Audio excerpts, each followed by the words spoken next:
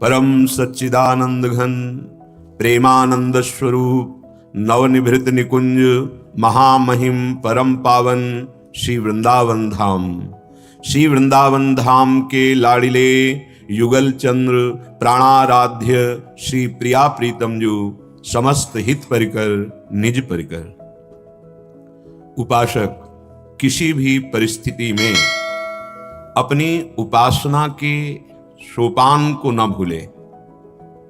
हमारी उपासना का सोपान है जो हमारे आराध्य देव के द्वारा उपासना पद्धति दी गई है, उसमें जो समय समय पर हमारी दिनचर्या है उसमें चाहे आग बरसे, हमारी उपासना में कोई भी बाधा स्वीकृत नहीं होगी। ऐसी अंतःकरण की निष्ठा भगवत प्राप्ति कराती है। परिस्थिति के अनुसार दिनचर्या बदल जाना यह निष्ठावान की स्थिति नहीं होती। परिस्थिति को रौंदते हुए अपनी निष्ठा का निर्वाह करना यह भगवत पार्षदों का सहज स्वभाव होता है, उनकी सहज स्थिति होती है। परिस्थिति प्रकृतिजन्य होती है और स्थिति परमात्मजन्य होती है। जब तक अपने आराध्य देव में आपका दृढ़ विश्वास, दृढ़ लगन, प्रियता नहीं है, तब तक उपासना की दिनचर्या का निर्वाह निष्ठापूर्वक नहीं होता है। चाहे जैसी परिस्थिति हो, चाहे जैसी शरीर की परिस्थिति हो, चाहे जैसी मन की परिस्थिति हो, हमारे उपास्य देव की उपासना में अब इनकी सामर्थ्य नहीं कि बाधा पहुंचा सकें। ये उपासक की निष्ठा भगवत साक्षात्कार, जिसे अत्यंत दुर्लभ कहा गया है, वो सुलभ कर देती है। अंतःकरण की साम्य अवस्था साधक की परिपक्व अवस्था है। किसी भी द्वंद्व में हमारी स्थिति में कोई फर्क नहीं पड़ना चाहिए। शांत स्थिति हो या शांत हो, भयावह हो या प्रिय हो, अनुकूल हो या प्रतिकूल हो, चित्त का समाधान, साम्यावस्था, संतुष्ट आयन केनवा और अपने लक्ष्य पर दृढ़, तब जाके वस्तु का बोध होता है। श्रीपाद प्रबोधानंद जी महाराज कह रहे हैं, श्रीमद वृंदा विपिन विमुखा ये महामंद भाग्या स्तेषां नामान्यः नहि मे कर्णमूलं प्रयान्तु यत् श्री राधा रसिक विमल प्रेम भक्त्युषराज्ञा पश्यन्ते तत्सदृशमपि कं किंचिद प्राकृतेपि। अहो, मेरा कभी ऐसा मंद भाग्य न हो कि जो प्रभु से, धाम से, नाम से, रूप लीला से विमुख हैं, ऐसे का संग करना पड़े। उनके बड़े मंद भाग्य हैं जिनको ऐसा संग सुहाता है। सब भगवत स्वरूप पर जाके प्रिय नराम वैदेही तजिए ताहि कोटि बैरीशम यद्यपि परम शनेहि। भाव भगवत ही रहेगा, संग नहीं। श्रीमद वृंदा विपुन विमुखा ये महामंद भाग्या। वृंदा विपिन संबोधन मात्र से प्रिया प्रीतम, उनका प्रेम रस, उनका नाम, उनकी लीला, उनकी महिमा, ये सब इसी में समाहित है। जो प्रभु से विमुख हैं, नाम धाम रूप लीला से, कह रहे हैं मंद भाग्य ही नहीं, महामंद भागी हैं वो, कुछ हाथ नहीं लगना। जब आप उपासना में ठीक से चलेंगे तो आपके अंदर एक विवेक जागृत होता है, कहीं भी टिकने नहीं देता।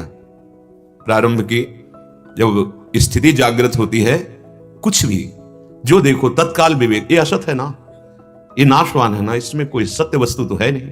फिर वो संपूर्ण संसार से वैराग्यवान हो जाता है, वो कहीं भी उसकी रुचि ही नहीं रह जाती। जगते भयो फिरे बैरागी, तब श्री वृंदावन रस में अनुरागी। कुछ अच्छा नहीं लगता। जिधर दृष्टि जाती है सब ये तो परिवर्तनशील है, ये तो नाशवान है, यहां कुछ शाश्वत नहीं है। भागा मन प्रभु की तरफ, ये सौभाग्य, किसी बिरले को सौभाग्य प्राप्त होता है। अगर ये हृदय में विवेक जागृत हो जाए तो जैसे कहते हैं मन बड़ा चंचल है, विषयों में भागता है, अरे भागने की बात नहीं रह जाएगी। जो सामने मन पेश करता है तुरंत विवेक उत्तर देता, क्या है इसमें, है क्या इसमें। परिवर्तनशील नाशवान दुखालय में तो सुख खोज रहा है, तत्काल उदास हुआ मन, फिर भागा प्रभु की तरफ। ये विवेक बड़े भाग्य से प्राप्त होता है और भाग्य का स्वरूप है साधु समागम।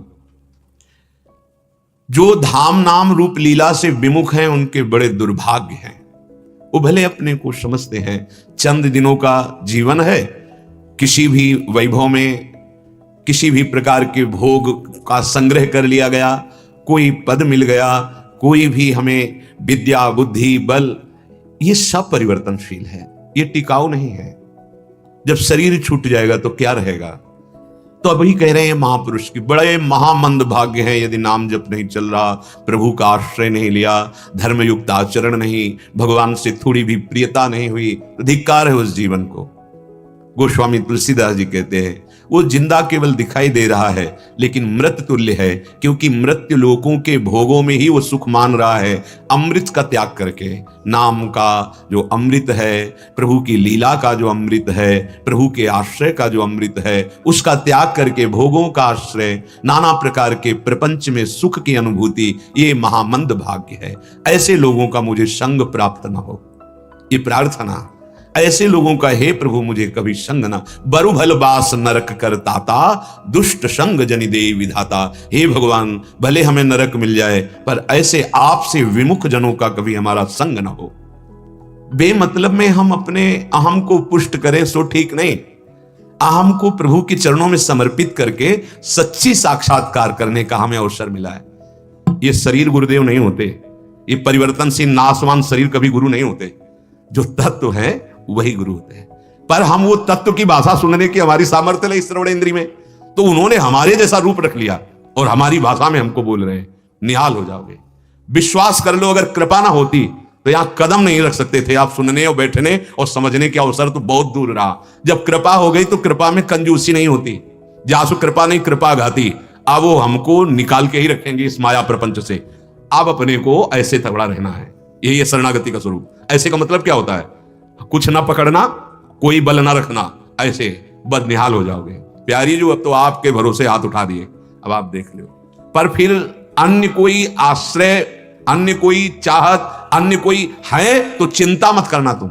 हम ये नहीं करें कि आप अन्य चाहत रहित हो जाओ, अन्य भाव रहित हो जाओ।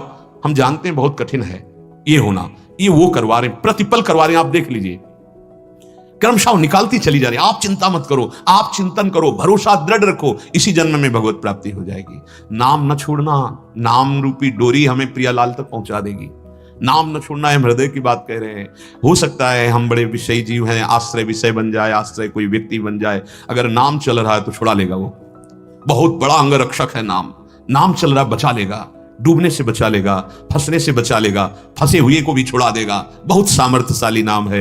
नाम जपो, भगवद आश्रित रहो, लक्ष्य बना लो कि इस जन्म में प्रियालाल को प्राप्त करना है। शेष चर्चा आगे। श्री राधा वल्लभ लाल की। कभी एक बार ऐसा करके देखना, कोई बूढ़ा ऐसा भूखा प्यासा फुटपाथ में पड़ा हो और उसको कभी अपने घर लाना, नहलाना, धुलाना, कपड़े पहनाना, भोजन पवाना। फिर वो जब तुम्हारी तरफ देखेगा तो आपको जो सुख मिलेगा वो 56 प्रकार के भोग पाने में भी कभी सुख नहीं मिला होगा, वो सुख